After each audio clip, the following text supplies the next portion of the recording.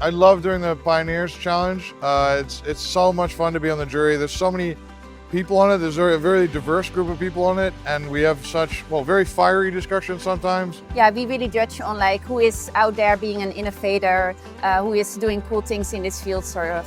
For 10 years we've had fun together, and we've been doing a really good job, I think. Happy birthday to 10 years through the Pioneers Challenge.